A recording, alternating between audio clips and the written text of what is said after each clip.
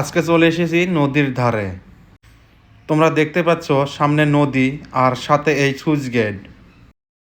আসসালামু আলাইকুম বন্ধুরা, আজকে আমরা চলে যাচ্ছি আপনাদেরকে নিয়ে নদীর ধারে গোসল দিতে। আজকে গরমটা বেশি হওয়ার জন্য তিনজনে প্ল্যানিং করলাম যে নদীতে যেয়ে গোসল দিব। একজন তো এসে গেছে, আর একজনও আসতেছে। এই কি তলে পরা কাপড় মুখে পরে আসতেছে। এখন আমরা চলবো নদীর দিকে গোসল দিতে।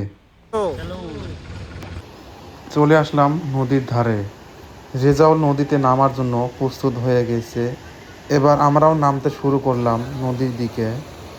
তবে একটা কথা বলতে হবে, এই জায়গাটা দেখতে যত সুন্দর, নামার পরটা ততটাই ঝুঁকিপূর্ণ। এখানে আগে থেকে অনেক মানুষ গোসল করতে এবং বেশ আনন্দের সময় কাটাচ্ছে। এখানে নামার পথে ছোট ছোট পাথর, একটু অসাবধান হলে পিছলে পড়ার সম্ভাবনা আছে। তাই খুব সাবধানে এক পা করে নিচে নামছি। ভিডিও করার পাশাপাশি নিজের ব্যালেন্সও ঠিক রাখতে হচ্ছে। এখানে নামার পথে আমাকে অ্যাডভেঞ্চারের ফিল আসছে।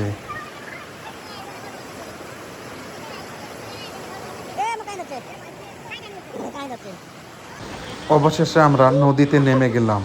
নদীর ঠান্ডা পানি আর প্রাকৃতিক পরিবেশ সত্যিই অসাধারণ লাগছিল। শহরের ব্যস্ততা থেকে দূরে এসে এমন একটি জায়গায় সময় কাটানোর অনুভূতি শুধু শহরের মানুষগুলোই বুঝতে পারবে।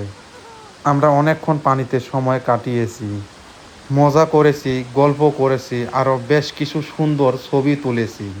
নদীর ঠান্ডা পানি আর এই সুইচ গেটের নিচে দিয়ে পানি আসা এক আলাদা রকম সৌন্দর্য ফুটিয়ে তুলেছে। এর আগেও আমি এখানে এসে অনেকবার গোসল দিয়েছি, কিন্তু সুইচ গেটের ওই দিকে গোসল দিয়েছি, কিন্তু এই দিকে মানে শুকান থাকার জন্য এই দিকে গোসল দেওয়া হয় নাই। এই প্রথম আমি সুইচ গেটের এই দিকে গোসল দিচ্ছি। সুইচ গেটের এই দিকের তুলনায় ওই দিকে বহুত পানি বেশি, এই দিকে পানি কমই থাকে। এই যে ছোট বাচ্চারা উপরে থেকে জাম্প করছে, লাহে লাহে মানুষের সংখ্যা আরও বেশি হয়ে যাচ্ছে। আপনারা দেখতে পাচ্ছেন একজনের সঙ্গে আরেকজন পানিতে বসে গল্পে জমে গেছে। আমি আবার অনেক দিন ধরে সাঁতার কাটি না, তাই পানি কম হলেও আমি একটু সাঁতার কেটে নিলাম এখানে।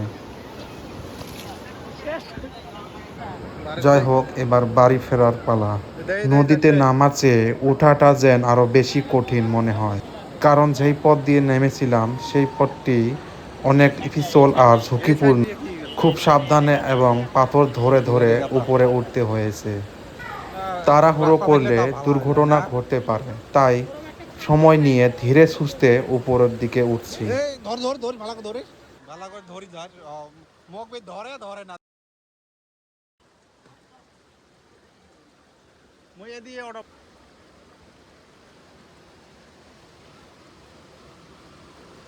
এটা ঠ্যাং দেওয়ার জায়গাটাই নাই এরম। মোক টাইম ধরিস টাইম ধরিস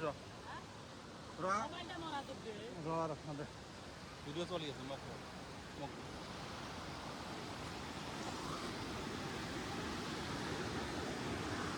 দাদা হয়েছে।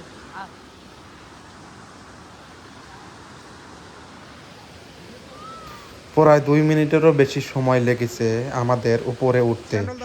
তবে শেষ পর্যন্ত সবাই নিরাপদে উঠে আসতে পারছি, এটাই সবচেয়ে বড় বিষয়।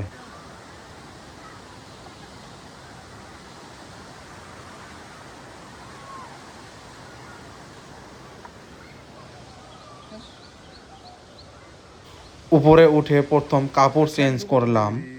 এরপর এই সুন্দর জায়গাকে বিদায় জানানোর সময় হয়ে গেল।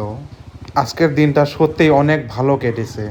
অনেক স্মৃতি, অনেক আনন্দ আর সুন্দর কিছু মুহূর্ত নিয়ে আমরা বাড়ির দিকে রওনা দিলাম। টাটা, বাই বাই নদী, আবারও কোনো একদিন এখানে আসা হবে।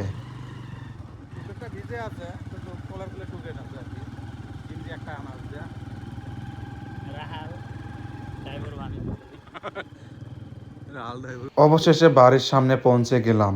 বাইক থেকে নেমে আজকের ব্লগ এখানে শেষ করছি। ভিডিওটা যদি ভালো লেগে থাকে অবশ্যই একটা লাইক দিবেন।